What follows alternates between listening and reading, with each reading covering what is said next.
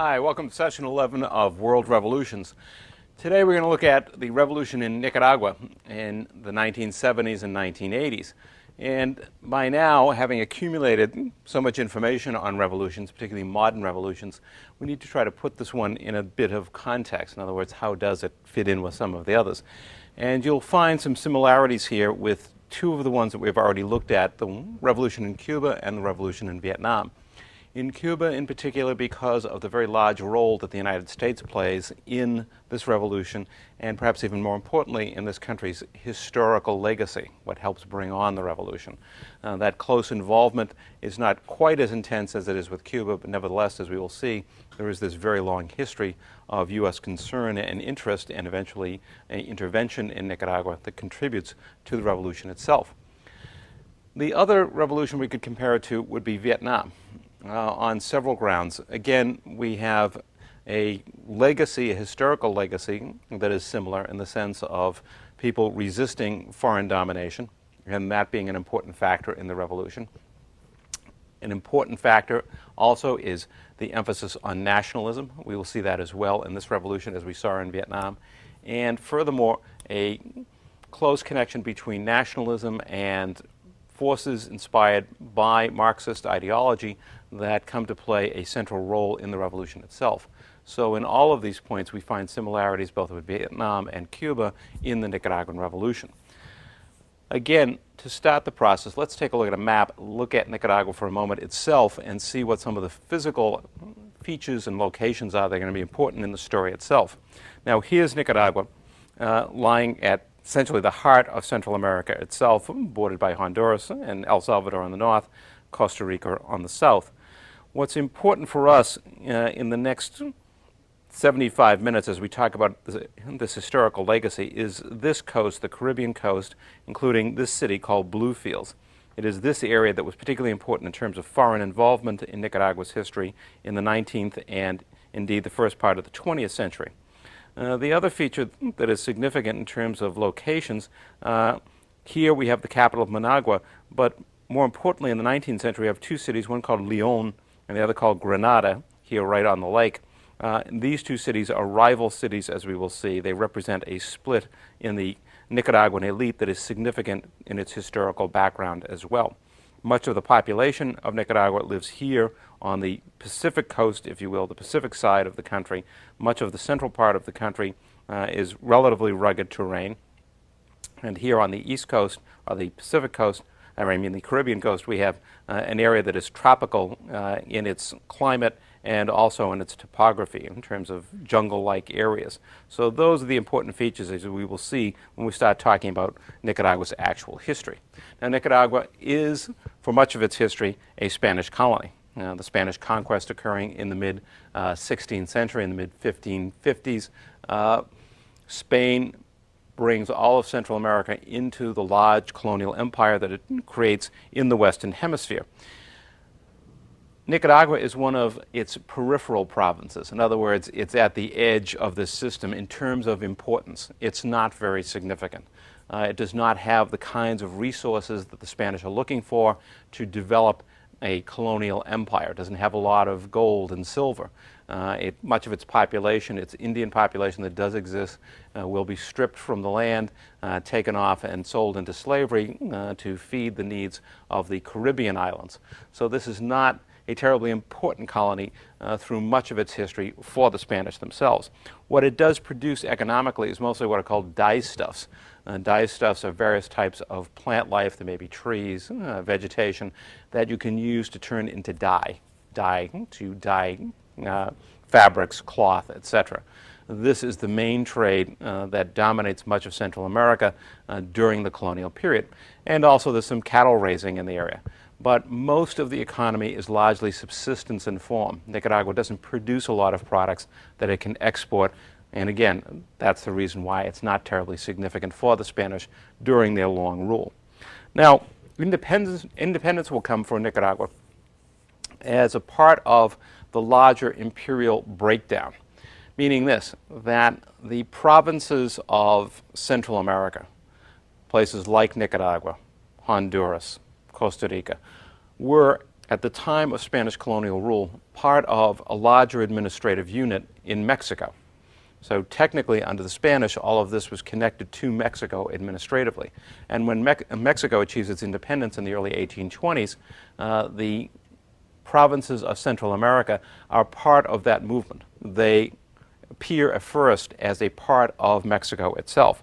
However, in 1823, the Central American provinces will break away to form their own country, what they call the United Provinces of Central America. So for a time at least, there is an attempt to create a separate entity from Mexico, a united set of provinces in Central America, a single state.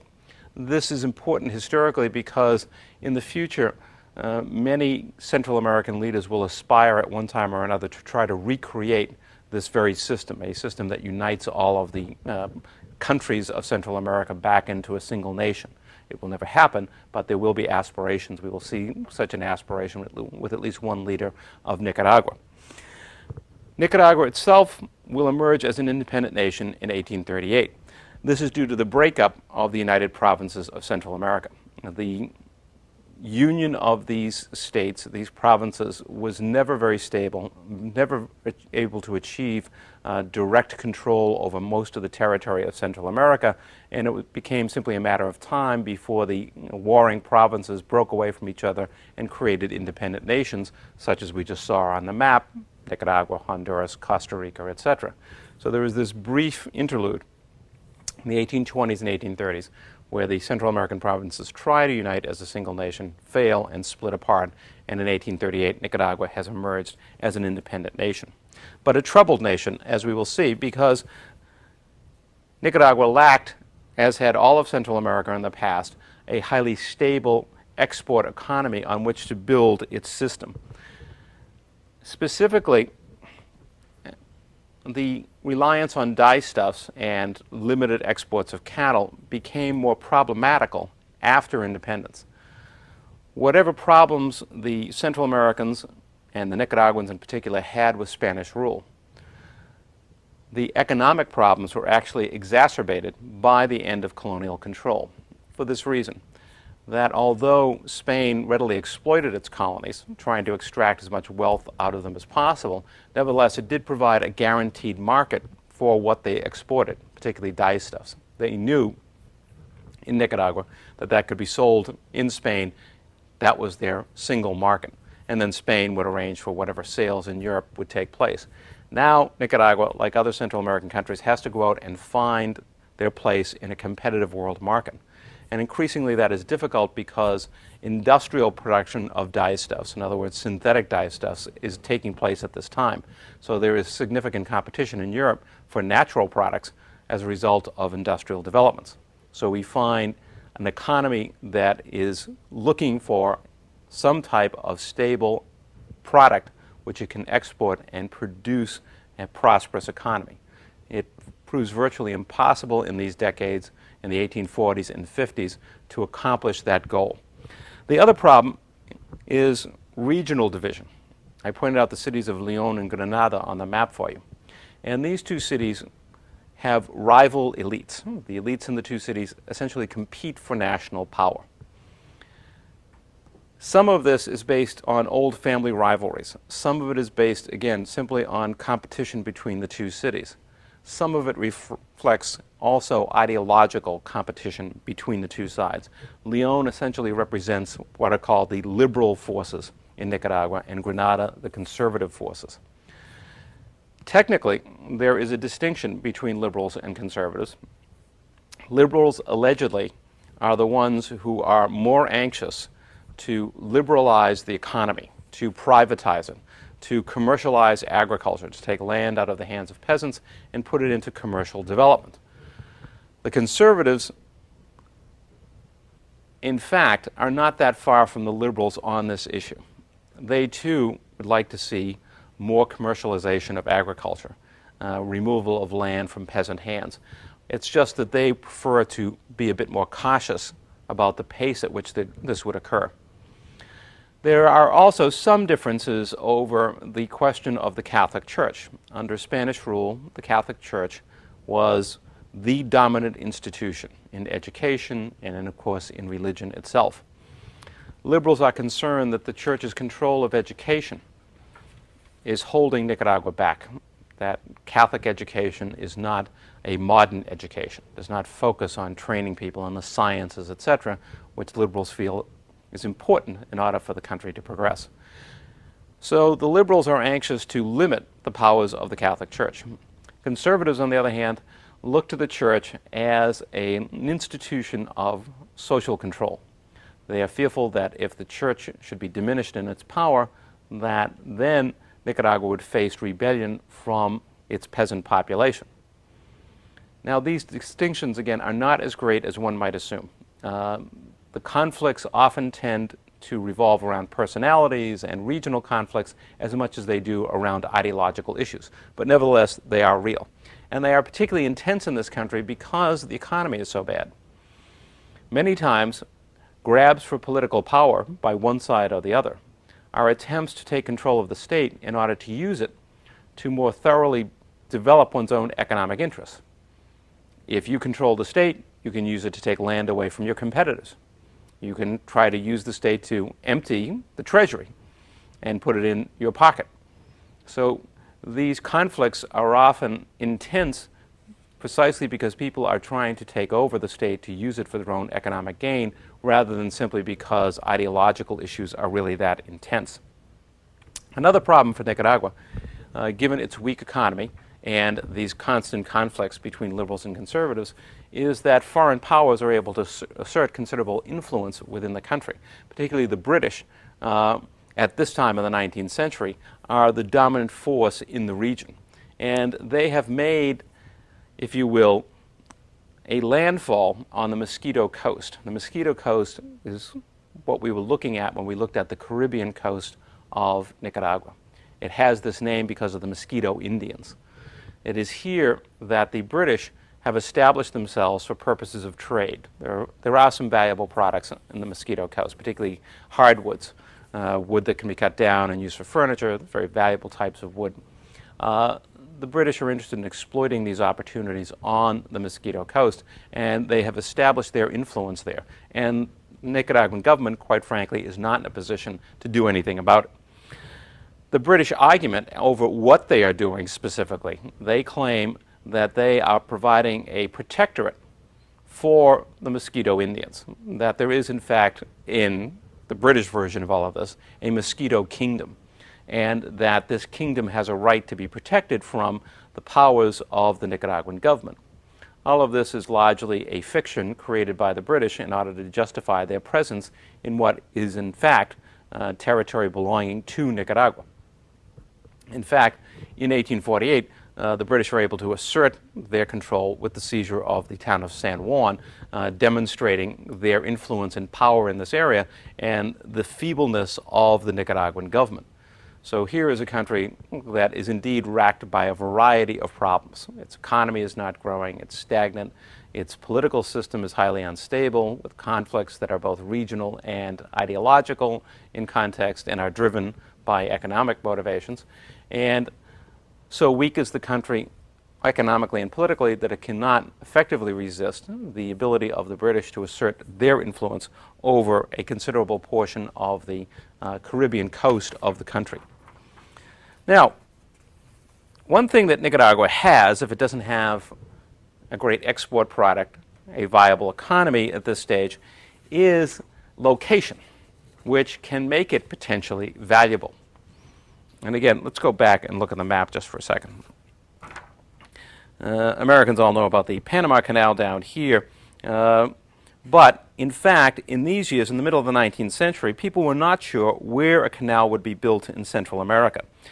Panama was one possibility, but actually Nicaragua, for a long time, looked like a much more viable possibility because it had a series of rivers running in this direction across this portion of the country, roughly between Bluefields and Lake Managua. The idea was that this would provide essentially a natural course from which to build a canal on, and that it would be less expensive and easier to manage than the one that was proposed for Panama. So there was considerable interest in the possibility of using Nicaragua because of these waterways as the basis on which to build a canal across the Central American Isthmus.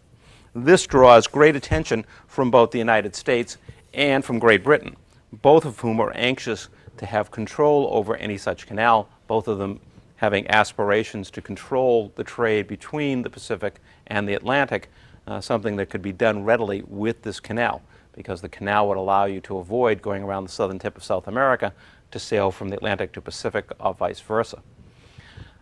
Finally, in 1850, the British and the Americans reach an agreement called the Clayton-Bulwer Agreement, which essentially prohibits either one of them acting alone. This was essentially a compromise, particularly on the part of the British, saying that neither side would take the initiative and try to develop this canal all by themselves, that they would have to act in concert with their partner, either the United States or Great Britain. However, that treaty itself was more important for what it signified, and that was that the British recognized the growing significance of U.S. involvement in Central America, and particularly Nicaragua.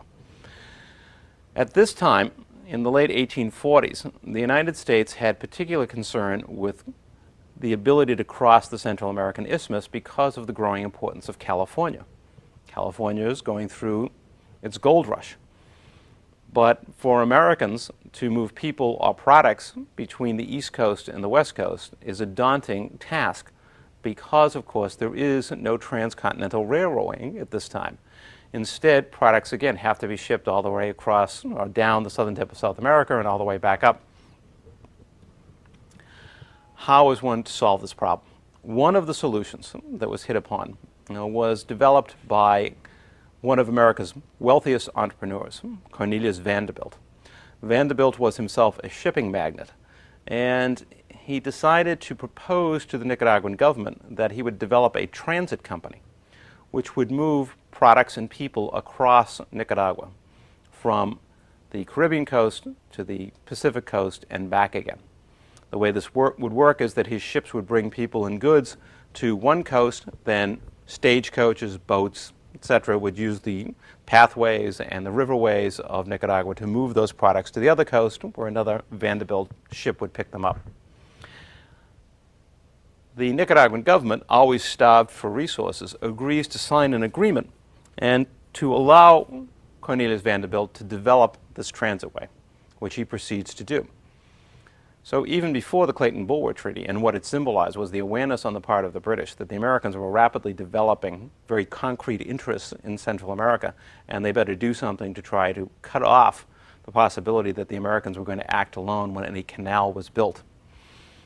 For Nicaragua, the importance of these events is that it has drawn competing international forces, and particularly the interest of the United States, to Nicaragua, and it indicates in the agreement with Vanderbilt that a desperate Nicaraguan government was willing to make major concessions to a foreign entrepreneur in order to try to build up its economy.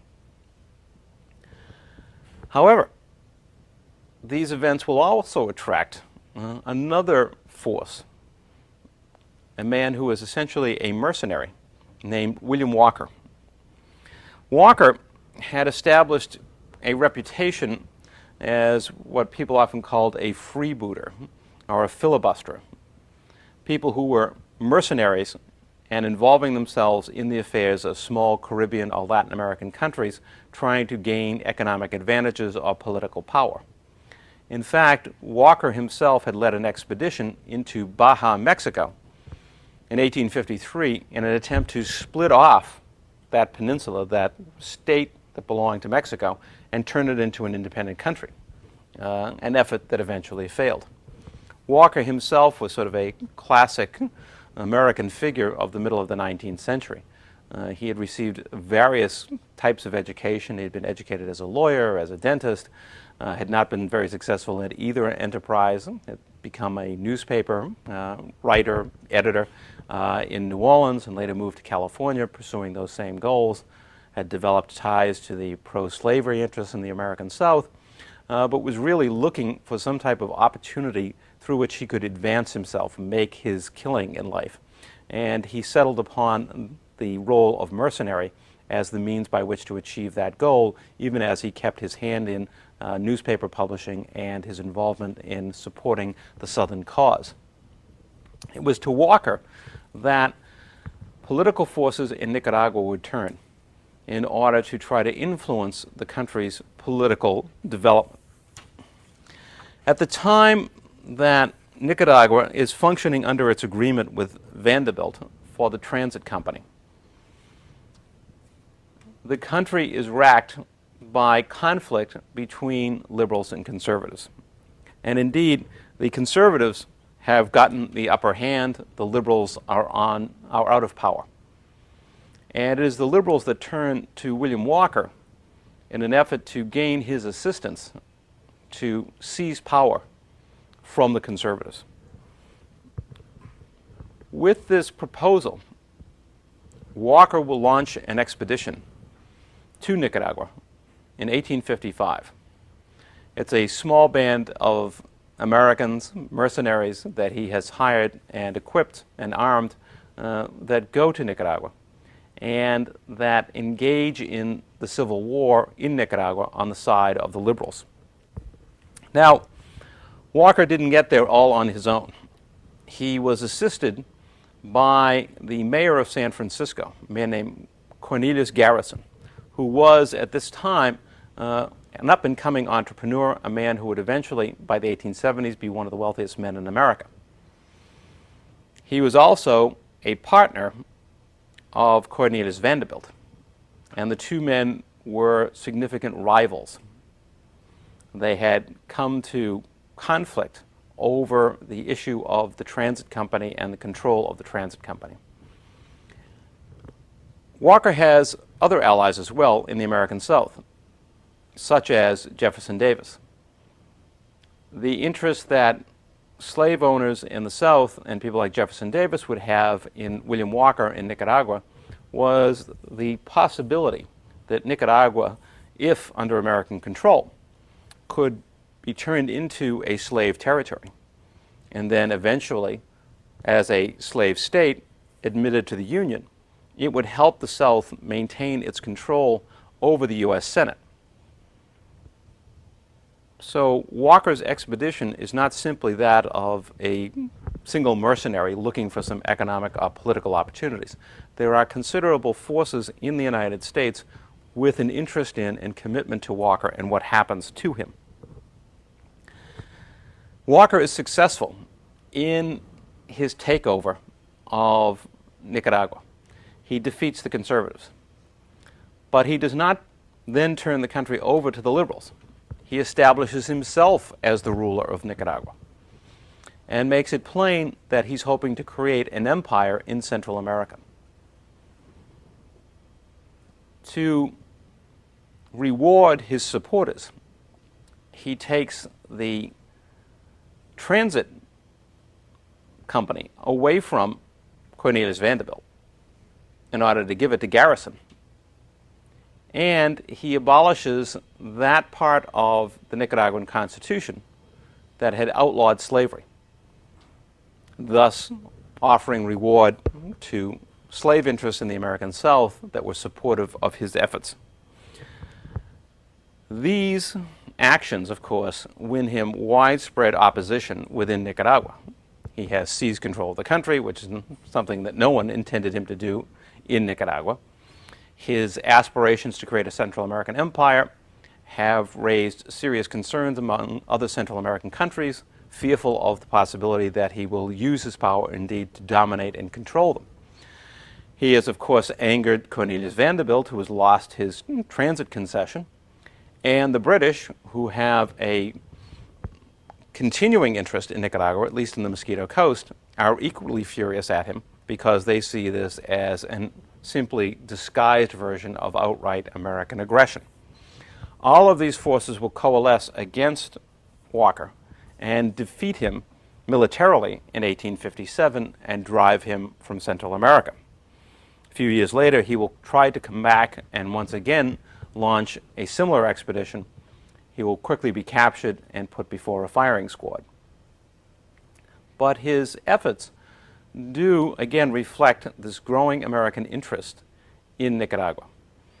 At this time in 1857, when Walker's government comes under attack, the U.S. government is unable to respond, even though they had recognized Walker's government, because the U.S. government is deeply divided over the slavery issue. It's impossible for the U.S. president to strike out in defense of Walker because the Congress is so deeply divided over the issue of slavery that one side will see this as a clear play to support slavery and the other will strongly oppose it. Given that internal division, the U.S. government does nothing, and as a result, Walker is defeated. But he, again, is a symbol of the growing interest of the United States in Central America, at this time focused on the efforts of an American mercenary. Later, the U.S. government itself will take a far more direct role in trying to influence events in Nicaragua. Now, with the defeat of Walker, the liberals are, of course, blamed for all of this. They're the ones that invited this mercenary in. They're the ones who created all these problems where we had this American taking over our country. And as a result, the liberals are out of favor for the next few decades. Right up until 1893, the conservatives control the country. So there is this long period where the liberals are unable to secure a majority again in Nicaragua because they are seen as the ones who turned to this mercenary and created all of these problems. Now, again, these differences in the past between liberals and conservatives were more significant in terms of family conflicts and regional conflicts than they were in terms of ideology. Because indeed, during the time of conservative rule, Nicaragua does make considerable progress in trying to develop export products, coffee and bananas. Coffee growing in the country itself by Nicaraguans begins to develop in these decades, in part with assistance from the government. Government may not be as aggressive as a liberal government might have been, but nevertheless, they are trying to promote this export product. In addition, the growing of bananas. Now, coffee is largely grown in the central part of the country, the western part of the country, towards the Pacific. It is on the Mosquito Coast, on the Caribbean coast, that banana growing is taking place. But eventually, in order for this to become an important export product, will require foreign involvement, and we will see how important that is in just a moment. But at this time, Nicaragua is starting to make progress in that direction that its leaders had so long aspired to, and that is to develop some products which can be used to fuel an export economy. At the same time, the British control over the Mosquito Coast remains as effective, indeed more effective than ever. And this is all the more troublesome for the Nicaraguan government as it is able to promote an export economy, as it's beginning to develop its economy, to see the British digging in on their Caribbean coast, which again has considerable valuable resources there. Where are bananas being grown? It's along this coast, much of which the British lay claim to, at least as a protectorate. There are other resources, including mining and logging resources, that are available for exploitation, but here too we see the British with their claim on this area. However, conditions would change significantly in 1893, when a liberal was finally able to take power in Nicaragua, a man named Jose Santos Zelaya. And he would rule Nicaragua from 1893 to 1909. Zelaya has an aggressive set of policies that he is going to pursue. He is an ardent nationalist, and he makes that clear by seizing control of the Mosquito Coast. He is going to bring an end to this fiction of a mosquito kingdom, which the British exercise a protectorate over. He's going to assert Nicaragua's control over its own Caribbean coast. In addition, he will aggressively promote economic development. He will take steps to expand the growth of the coffee economy well beyond what the conservatives had done. And of course, this means sacrificing land controlled by peasants and by Indians in Nicaragua. He will also grant a series of concessions to foreign companies, most of them U.S. companies, to develop resources, especially on the Caribbean coast. Mining resources, logging resources, and also the growing of bananas and especially the transportation of bananas. That last concession involves the United Fruit Company, a powerful American corporation that was developing banana growing and marketing in many Central American countries at this time. The key to what is going on here is that most of the bananas in Nicaragua are being grown by small farmers along the Caribbean coast. What United Fruit is interested in doing is not getting into the production of bananas here, but what they want to do is control their transport, their marketing. And this is made possible by a concession that they receive for the control of transit on the Escondido River. The Escondido River is a river that flows out to the Caribbean on the Caribbean coast of Nicaragua, near the city of Bluefields. And this is the main waterway, the main artery for shipping bananas out of the interior to the coast. This concession means that small farmers are at the mercy of the United Fruit Company. The only way they can get their bananas sold is to sell them to United Fruit, because the only way they can ship them is to ship them through United Fruit. So Zelaya successfully promotes the country's economic growth, and particularly its growth as an export economy. But at the same time, he is antagonizing specific groups, particularly Indians and peasants who have lost land as a result of the expansion of coffee estates, the small growers on the Caribbean coast, as well as the Mosquito Indians who feel they have been shoved aside in this process. And as we will see, Zelaya will make even more enemies as we go along, including those small planters who are now dependent upon the United Fruit Company for their livelihood, because United Fruit has a monopoly on the transit and shipment of bananas. Zelaya's conflicts come in a variety of forms and levels. One of the most important is the conflict that he will have with the United States. Zelaya is well aware of the various efforts to develop a canal across Nicaragua, at least proposals to do so. Most of them have come from American interests.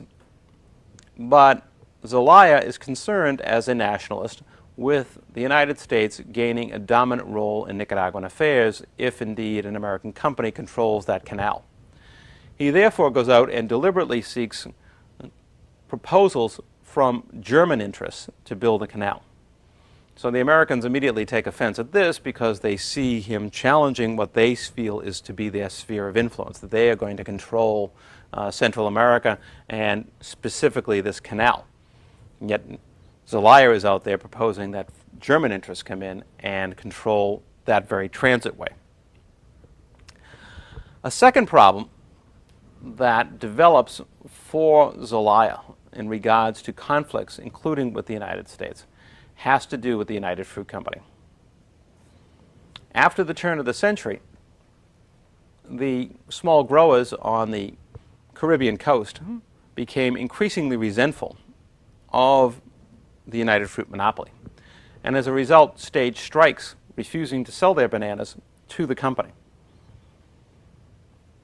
At first, Zelaya indicated that he supported the growers against United Fruit. But then, when the United Fruit Company threatened to call upon the United States to intervene, he reversed his course and sent the Nicaraguan army to arrest the growers. The end result of this is that the growers totally distrust Zelaya because he appeared to be packing them, and then he turned around and had them arrested. Meanwhile, United Fruit doesn't trust him either because they believe he's done this only under threat of U.S. intervention. So he has alienated both groups. On top of that, Zelaya, who is still trying to curry favor with certain powerful individuals in Nicaragua, begins canceling the other concessions he has made to American interests, such as mining concessions and concessions for logging rights, and he begins turning them over to friends of his or potential allies in Nicaragua. This further infuriates powerful economic interests on the coast, those American concessionaires, and the American government that sees all of this as a plot against American interests in the region. Finally, Zelaya is attempting to intervene in the internal political affairs of his Central American neighbors. He too has a vision, as others have had, about being able to influence affairs in Central America, perhaps one day recreate the United Provinces of Central America. This too is reason for conflict with the Americans, who again see Central America as part of their sphere of influence. They have no intention of letting some Central American country come to dominate the region and challenge their interests. So he has managed, by the early years of the 20th century, to antagonize a wide variety of groups, both within his country and, most importantly, the United States and the United Fruit Company, against his regime. This will prove decisive in his fate and the fate of the liberals in the years ahead. As of 1909, it appeared, despite these conflicts, that Zelaya was perhaps in permanent control of Nicaragua. The conservatives seem to have been beaten down despite their long years of controlling the country. But these conflicts created a new opportunity for them. And sensing that opportunity, the unrest, the unwillingness to go along with what Zelaya was doing, the conservatives in 1909 launch a rebellion against Zelaya. They rise up in arms against his government, with the intention of toppling his regime and reestablishing conservative control. Now, despite the conservatives' early success, they soon find themselves being driven back away from the capital and across the country. Again, if we go back to our map, here is the demographic and political heart of Nicaragua. Here with the capital, Leon, Granada, this is where most of the population lives. This is where the conservatives want to seize control. But they are forced out of this area and forced into retreat until finally they are isolated in Bluefields, this port which is responsible for the export of bananas and other products from the Caribbean coast. It looks as if the conservative effort is about to fail and the conservatives are about to be defeated finally and decisively. But it is at that point that the United States intervenes. In 1909, U.S. Marines are sent to Bluefields to occupy the town, allegedly to protect neutral citizens, in other words, U.S. citizens and others who might get caught in the conflict between liberals and conservatives. But the reality is that the American government is using this as an opportunity to try to salvage the conservative cause, as a way of striking back at Zelaya. Because while the American Marines occupy Bluefields, the liberal army is unable to enter it, and the conservatives use this time to collect export duties from products being shipped out and use that money to buy weapons. Furthermore, they're getting massive donations from American business interests in the area, such as the United Fruit Company and others. Hundreds of thousands of dollars will flow into the conservative coffers to buy weapons and rebuild their army. As a result of that, the conservatives are able to turn the tide in the revolution, beat off the liberal army, force Zelaya to flee the country, and eventually take control of Nicaragua, establishing a conservative regime as of 1910. So the Americans play a significant role in turning the course of events in Nicaragua during this conservative rebellion that begins in 1909. And the Americans have in mind not just changing the players in Nicaragua in terms of who controls the country. The United States is anxious to expand its position, its presence in Nicaragua. The American government will make strenuous efforts to influence developments in Nicaragua. It will essentially put control of Nicaragua's finances in the hands of American banks, including J.P. Morgan. It will send in American officials to control government finances. The collection of duties from exports in Nicaragua is now put in the hands of an American official. The Americans believe that they can Americanize Nicaragua. They see Nicaraguans as being inefficient and corrupt, but they fully intend, through their measures, by taking control of the finances, by putting American banks in charge of Nicaragua's debt, etc., to try to Americanize, modernize Nicaragua, give it an efficient administrative system, much as the United States has. And they fully intend to control the political process in Nicaragua. As much as the conservatives are in power, they are very much reliant upon the United States to stay in power. And part of the understanding is that for the conservatives to stay in power, the liberals must essentially be excluded from politics. They are not going to be allowed in the short term to play a role in the political process. And to ensure the survival of conservative regimes, the United States will station about 100 U.S. Marines in the capital, Managua, to be used at any time there is danger to the conservative regime. This reality, that the conservatives are kept in power to a considerable degree by American efforts, of course, gives the liberals one of their consistent themes in the years after the conservative revolution, and that is that the liberals now assert themselves as the true Nicaraguan nationalists, because they know that their exclusion from the political process is largely as a result of the collaboration between the Americans and the conservatives.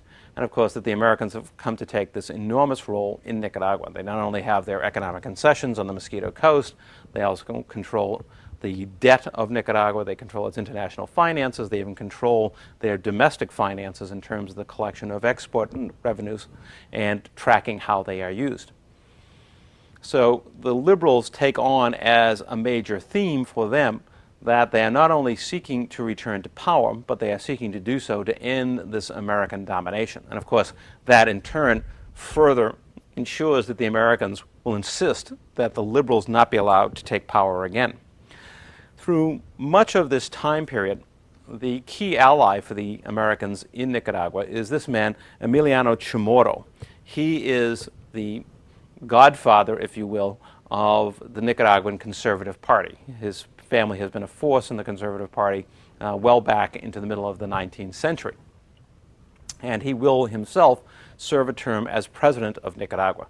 And he symbolizes this close alliance between the conservative cause and that of the United States. And he symbolizes that not only for the United States and the conservatives, but also for the liberals as well, who see him as having sold out to the Americans, having given the Americans this enormous role to play. And indeed, over the years, this involvement of the United States is not restricted to control of finances and expenditures and 100 U.S. Marines. On several occasions, several thousand U.S. Marines are sent to Nicaragua when the liberals rise up with arms to try to take control again. The United States sends in its armed forces to suppress those rebellions and reassert control by the conservatives. So this is by no means a subtle process. When forced to, the United States will use its own military to keep the conservatives in power. Now, there is a subtle change going on even as this conflict carries on into the 1920s. One of the things that divided the liberals and conservatives at the beginning of the 20th century is that more of the liberals, more of the people around Lyon, tended to be into the coffee economy. Their economic interests were at variance with many conservatives who were still tied to the old economy. Coffee is the new economy. The second half of the 19th and early part of the 20th century, the old economy was represented by people who were cattle ranchers doing kinds of traditional agriculture. Emiliano Chamorro was an example of that. He was a major cattle rancher. So that economic difference has tended to exacerbate whatever other regional family conflicts that existed and help maintain the liberal-conservative split. But that difference is starting to change during the period after 1900. more and more families around Grenada, more and more conservative families, are starting to take up coffee planting, coffee growing, and as a result, economic interests are not that distinct. Both groups now have a serious interest in promoting coffee exports and getting concessions for land to commercialize agriculture. The traditional, more subsistence type of enterprise, such as cattle raising, that Chamorro and other conservatives represented, was starting to be replaced by this new economy, if you will, this coffee economy among conservatives as well as liberals. That created an opportunity for groups on both sides to try to work together, to try to heal this division that existed between them. This turns into an informal alliance among many conservatives and liberals, which is called the Transacción, which simply meant the transaction. Like, this is an agreement, if you will. They're making a deal. The two sides agreed that they would vote for a new conservative candidate for president who would represent the interests of these newer elements in both the liberal and conservative parties. And indeed, the Transacción succeeds in electing the new president of Nicaragua, only to see him overthrown by the old conservative warhorse, Emiliano Chamorro, in 1926. So for a time in the 1920s, it looks like the liberal-conservative split is going to be resolved, and that they can come together with a common presidential candidate. They manage to get him elected, and what happens? But the old order reasserts itself in this coup staged by Emiliano Chamorro. As a result of what Chamorro does, he ignites a new civil war in Nicaragua, because now the liberals realize, for all the agreement that they could reach with the new forces in the Conservative Party, it has finally done them no good, because Chamorro has violated the terms of the election, has taken over power, and now the liberals are going to rise up once again in arms to end the conservative era. So once again, in 1926, Nicaragua will be racked by war. Civil war spreads across the country as the two sides engage in a conflict destined to shape the political future of Nicaragua. The United States, meanwhile, is appalled by what it sees going on. It has, after all, intervened time and again to keep the conservatives in power and to try to maintain peace and stability in the country. All of that has collapsed, and now the two sides have taken up arms against each other. The United States is looking for a solution, and one that will be more permanent, one that hopefully will end the consistent and persistent interventions by the United States that have occurred since 1909. What the United States now does is broker an agreement between the two sides, between the liberal and conservative sides. And the agreement is essentially this, that the conservatives can maintain control of the presidency to the end of the current presidential term. Then a new open election will be held in which there will be no attempt to block the liberals. And it is generally conceded by both the liberals and conservatives and the Americans that indeed most people who vote in Nicaragua by now support the liberal cause. So it seems inevitable that the liberals will win the next presidential election. This is the agreement that they develop in order to bring the civil war between the two sides to an end.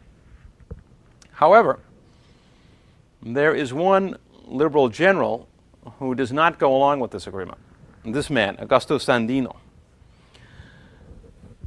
Sandino was the son of a moderately well-off liberal landowner. Not a very wealthy man, but certainly could take care of himself and his family. So Sandino himself was essentially a liberal by birth. However, he had been forced to flee the country as a young man, allegedly because he had shot someone, which is quite possible in the political conflicts and land conflicts that went on in Nicaragua at this time.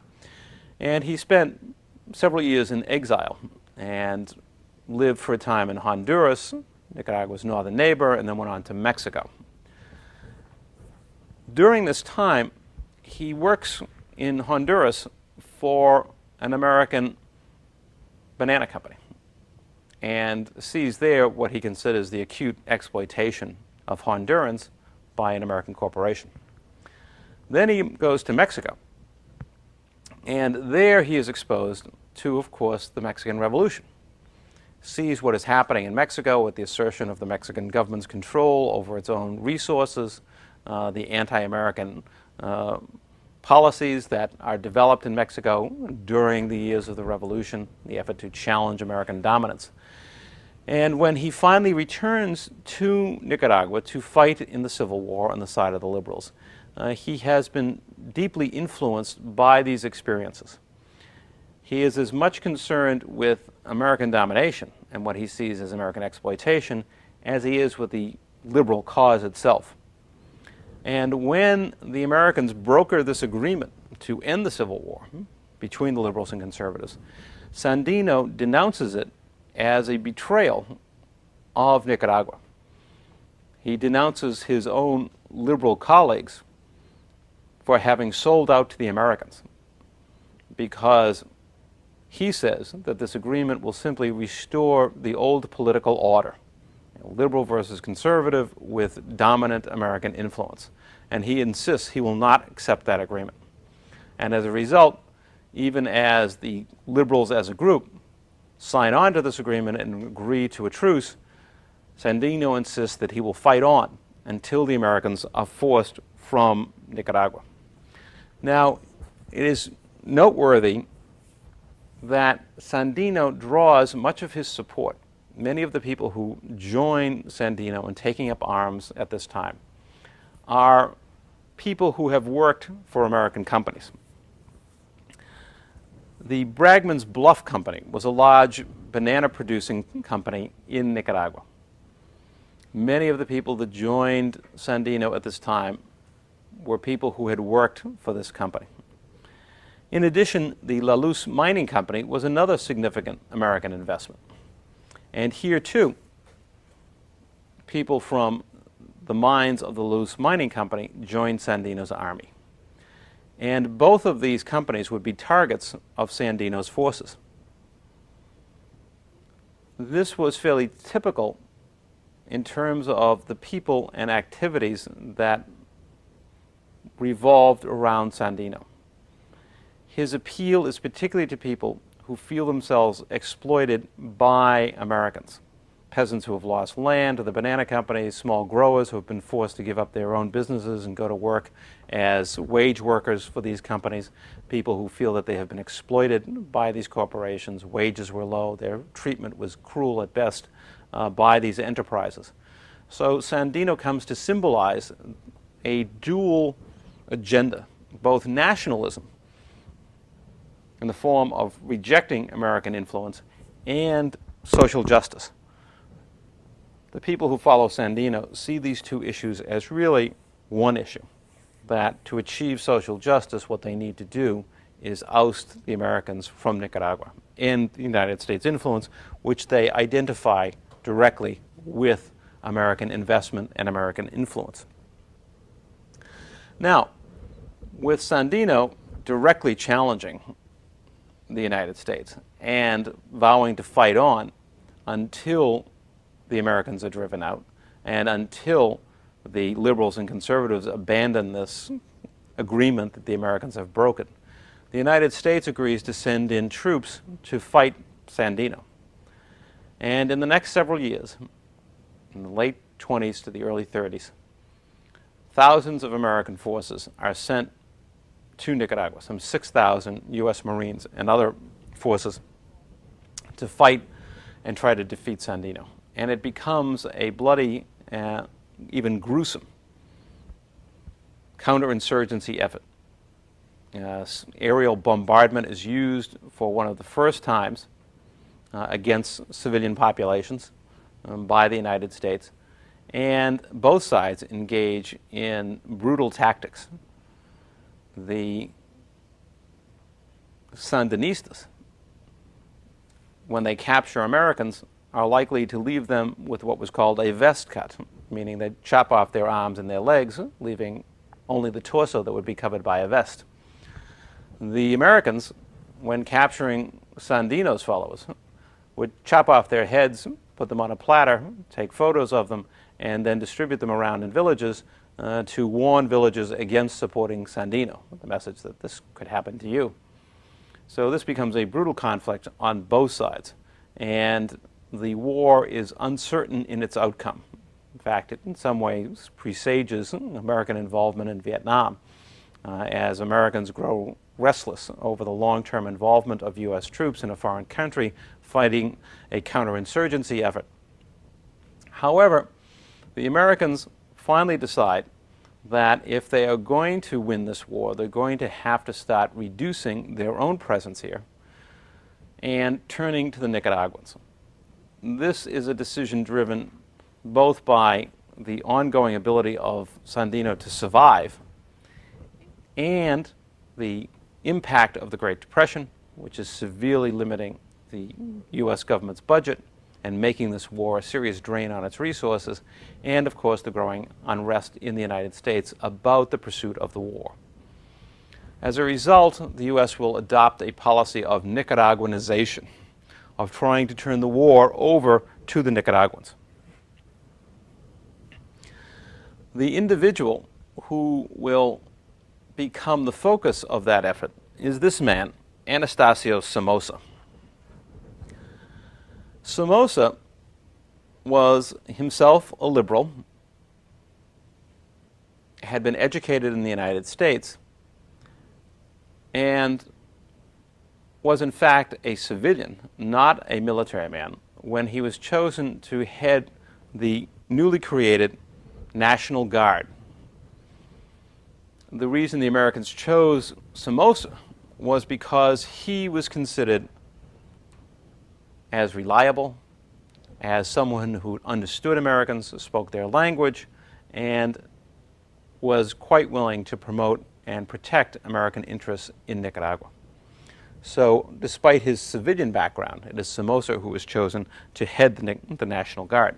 And the United States trains a substantial force in Nicaragua to form this National Guard, to become, in effect, what the National Guard was the National Army, and to go out and engage Sandino in an attempt to defeat him. While the Americans, as the National Guard gradually replaced them, were able to withdraw their own troops and rely more and more on the National Guard to fight the war against Sandino. So we have this effort to extract American forces from Nicaragua and turn the fighting over to Nicaraguan forces trained by the United States. And in the process, this gives enormous power to the head of the National Guard, Anastasio Somoza, this close ally of the United States. Now, in terms of the war, a stalemate finally emerges in 1933. Sandino can still function effectively, particularly in the eastern part of the country, whereas in the west, in the more densely populated portions, the National Guard is able to maintain control. If we look at the map again for a moment, and if we look at Nicaragua, if we see here again where the main part of the population is the larger urban areas, this is the area where Sandino would have a harder time in asserting control, where the National Guard was dominant. More towards the east, towards the Caribbean, is where his forces were most effective. Part of the reason for this, aside from the fact that in the large urban areas is where the National Guard could most easily concentrate its forces, is that, again, his appeal is to people who have been directly exposed to American corporations, who believe they've been exploited by them, who have adopted Sandino's dual philosophy of nationalism and social justice. To achieve that, you have to get rid of the Americans. But as you move towards the west, towards the Pacific, most of the peasants there were not exposed directly to American influence. Yes, they've lost land and they're resentful of the government, but they don't make that same link with the United States as being at fault and the source of their problems. So Sandino's message is most effective in the eastern portion of the country, whereas in the west there is less impact with peasants who have not been exposed to American corporations to the degree that their brothers in the eastern part of the country were. So as a result, we have this stalemate that develops between the two sides. And as a result, in 1933, a truce is declared on both sides. Sandino declares a ceasefire because, as he points out, the last of the American troops had been withdrawn. So technically he can claim victory in that regard, that the last of the American forces are gone, so he's willing to declare a truce. And on the other side, the government is more than anxious to see this ruinous war come to an end. Over the next 12 months, there are endeavors on both sides to come to a final resolution of the conflict. And in January 1934, Sandino travels to Managua, the capital, in order to negotiate a final settlement with the president of Nicaragua. However, one man who opposes this effort and who sees Sandino as a serious political rival is Anastasio Somoza, the head of the National Guard. He does not want a resolution to come in this fashion because it will downgrade his significance, and of course he realizes the great popularity that Sandino will enjoy as the man who essentially drove off the Americans and forced the government to negotiate with him. As a result, as Sandino is leaving the negotiating table and leaving the city, his caravan is intercepted by National Guard troops and he's assassinated. Somoza has given the orders for this assassination. And in the decades ahead, Sandino will enjoy the role of national martyr. Here is a man who fought the Americans, who fought what he saw as the corrupt politicians of the National Guard and the liberal and conservative parties, and he has been murdered by them in order to preserve the old order. So he remains down through the decades after 1934 as a symbol of Nicaraguan nationalism. At the same time, his symbolic significance is all the more important because it is Anastasio Somoza who in 1936 will establish himself as dictator of Nicaragua. And he and his family will rule Nicaragua from 1936 to 1979. So the contrast symbolically between the man who fought the Americans and fought the corrupt politicians and the man who rules Nicaragua as dictator, who was a member of those corrupt political circles and who even assassinated Sandino and who was the close friend of the Americans, couldn't have been greater. And this becomes a continuing theme in Nicaragua's modern history. The contrast between the symbols of these two men, Anastasio Somoza and Augusto Sandino. When we look at what has happened in Nicaragua over this period, particularly the 19th and early 20th centuries, although we might stretch it back to the colonial era, we see an important set of legacies that affect what happens in Nicaragua in the years ahead. One is nationalism. It is clear that in the 19th and early 20th centuries, nationalism becomes a critical issue in Nicaragua, in Nicaraguan politics. The liberals, for example, betray Nicaraguan nationalism in the 1850s when they invite in the American mercenary, William Walker. Zelaya, as the man who brings the liberals back into power in 1893, reverses that heritage by being himself an aggressive nationalist. He's going to take on the United States by offering the canal option to German investors. He's going to take back concessions that he grants to the Americans. He's going to assert Nicaragua's influence and power against the influence and power of the United States. When the Americans oust Zelaya from power and keep the liberals from regaining power, the liberals become all that much more intense in their own nationalism. That they are not just seeking a return to power, as they would argue, they are seeking a right to assert Nicaragua's national independence. Finally, when we come to Sandino, here is a man who abandons both political sides, even though he is by birth and by commitment a liberal, because, from his perspective, they have sold out to the Americans. He asserts the modern form of Nicaraguan nationalism, that it's not just enough to mouth the words of nationalism, but then make compromises with the Americans. The only way you can truly assert nationalism is by eliminating the American presence, by removing them entirely. As we will see, this becomes an ongoing theme in Nicaragua's modern-day revolution. That nationalism in Nicaragua can't just be an assertion of Nicaraguan interests. It has to also involve a rejection of American influence and domination. So we see a connection here between nationalism and anti-Americanism. That how does a Nicaraguan nationalist define his position? You define it by your rejection of American influence.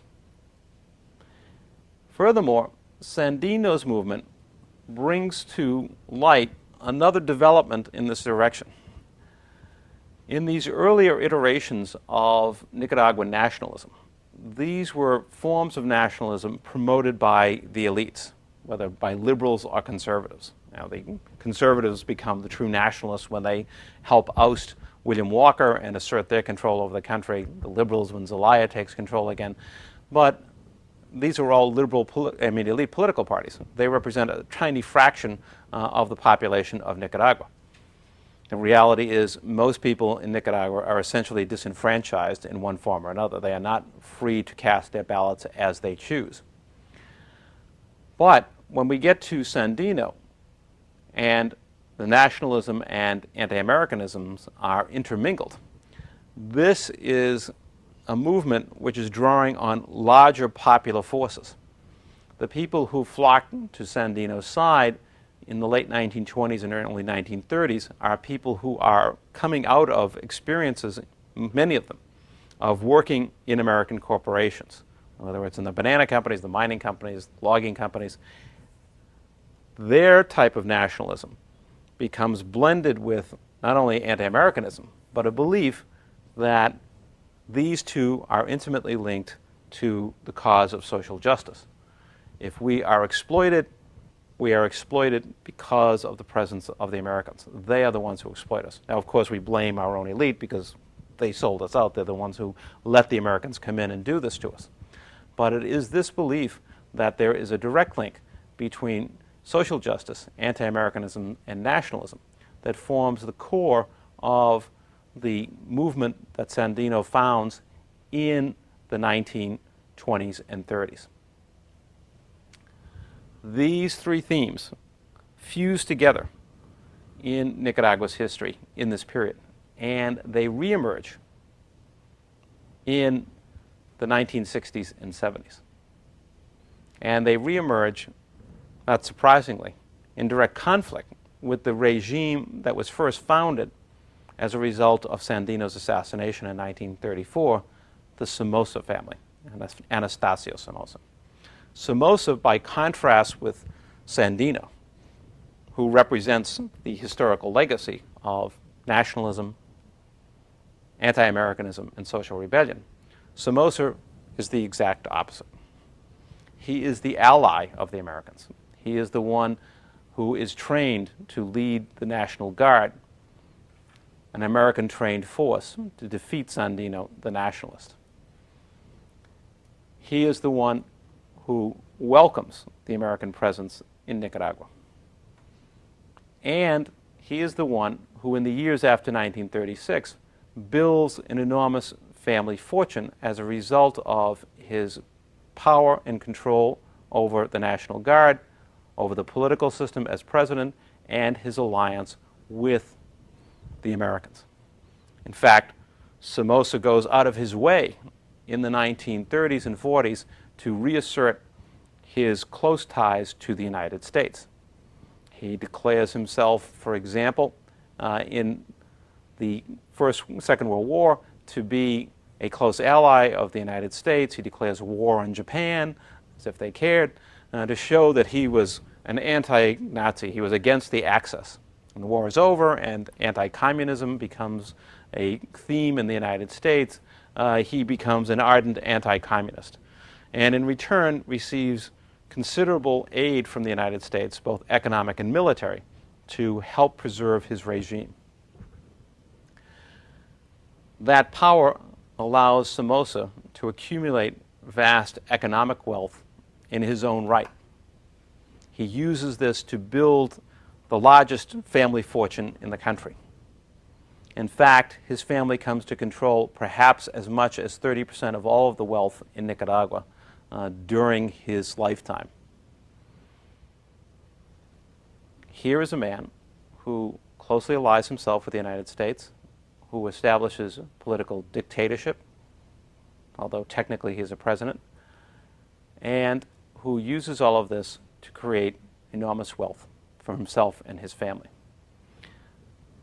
The contrast, again, between the two sides is fundamental to what happens in Nicaragua in the years ahead. Even though those who will raise the banner of revolution against Somoza's regime, against Somoza's family in later years, are not the direct descendants of Sandino.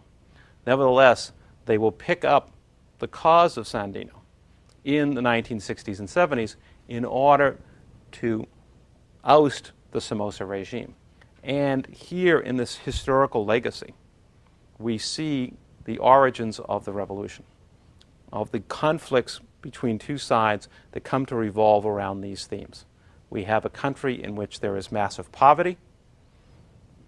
We have a country in which the United States has consistently intervened during the first 3 decades of the 20th century and even an earlier time with William Walker. We have a country where identification with the United States has meant the path to political power is open. We have a country where that path to political power, as symbolized and personified in Somoza, means a path to wealth and power as well. On the other side are those who oppose the United States, whose anti-Americanism is also an assertion of nationalism, and who see these factors as a means by which social justice can be achieved. So we really have two sets operating here. The side of Somoza and the factors that he represents, close ties to the United States, wealthy families who build their power on their alliance with the United States, just as the conservatives and just as Chamorro did back at the time of 1909, the 1909 intervention, and opposed to them are those forces that represent people who are deprived and excluded from society and who see in the assertion of nationalism and the attempt to limit American influence the path to the future. So aside from whatever discussion of Marxist influence that we will come to in terms of what happens in later years, in terms of the revolutionary forces that influenced Nicaragua in the 1960s and 70s, it's important to understand these roots of the movement in Nicaragua. If you look back to the beginning of this presentation, when I talked about the similarities between Vietnam and Cuba, you can see here those similarities in striking examples of other societies that have been dominated by foreign powers and seen that as a central issue in their national histories, and how, particularly in the case of Cuba, but also to some degree in Vietnam, the effort to reassert national independence becomes tied up with internal issues of social and economic injustice. This is precisely what happens in Cuba and exactly what happens in Vietnam.